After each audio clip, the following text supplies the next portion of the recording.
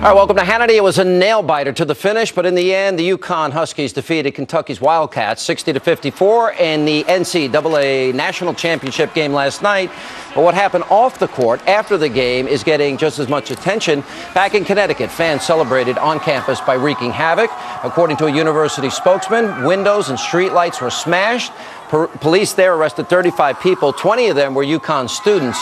And then in Kentucky, law enforcement was forced to use tear gas to control the rowdy and disappointed crowd. Officials said at least 17 couches were set on fire, and there were approximately 18 injuries, resulting in 7 arrests. Now, sadly, this is simply the latest in a long line of post-championship violence, which is why tonight we're examining what exactly fuels this bizarre phenomenon. Here to break it all down, Arizona Cardinals place kicker, our friend Jay Feely is back. Radio talk show host Dr.Gina Loudon is back, and senior entertainment reporter for HollywoodLife.com and VH1 host Chloe Melas is with us. Did I say that right? Yeah, Melas. Melas. Yeah. All right, same thing. All right, look, I understand everyone identifies with their team. When you were with the Jets, I was your biggest fan. Now you're my biggest enemy.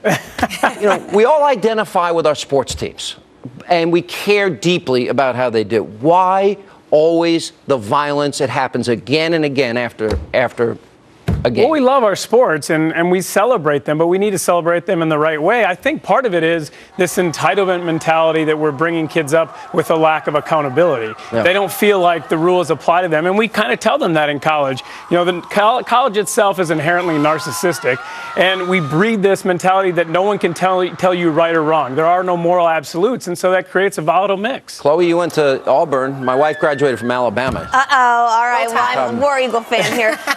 Here's the thing, though. I didn't see this at a school with 30,000 kids at Auburn. We rolled Toomer's Corner with toilet paper every time we won a game. We weren't lighting couches on fire. So I don't really understand the mentality personally behind the violence. But it happens after World Series, Lakers game, Supers, Laker game. This is common now. Well, I spoke to a student actually today who goes to UConn, and he told me, he'll remain nameless, so don't get worried, but he told me that everybody knew that they were going to flip cars, that everybody knew they were going to be ripping down lampposts, that this is their way of showing school pride. Yeah, why is that okay? Why is that look okay? at this. Why are you wrecking somebody's car, a cop car?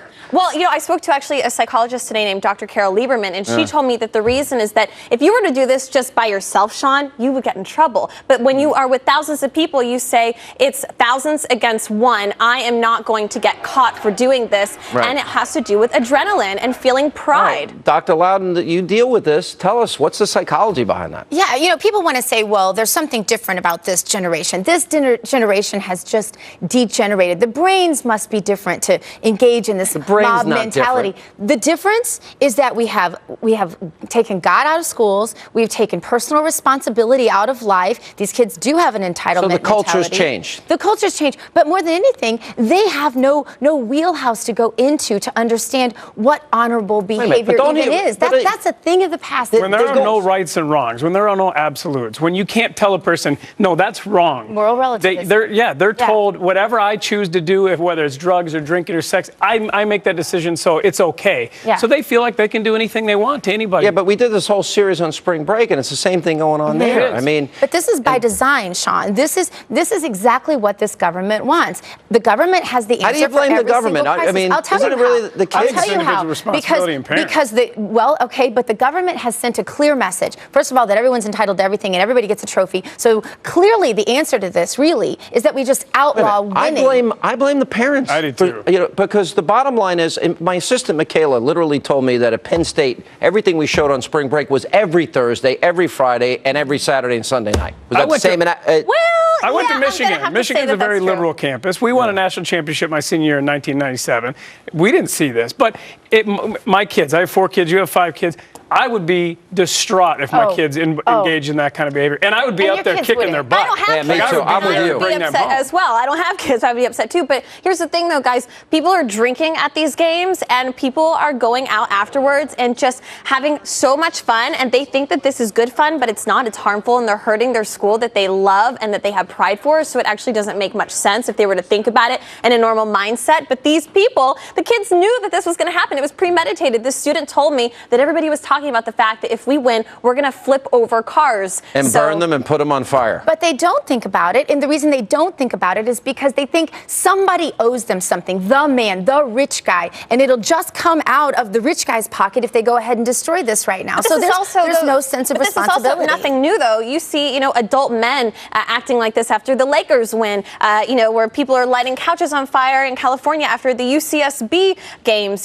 This is nothing new, and I don't know why this is a sense of pride. I don't know. I think it's now almost mainstream, and that's the problem. After the World Series, Boston last year. It builds upon itself, and you see other people do it, and so they figure they can do it as well. Yeah. Does that happen when the Cardinals lose? We're going to win this year. You're going to win. I'm pulling for your old That's Jets, right. which I don't know. All right, guys, good to see you. Thank you. Appreciate it. And coming up.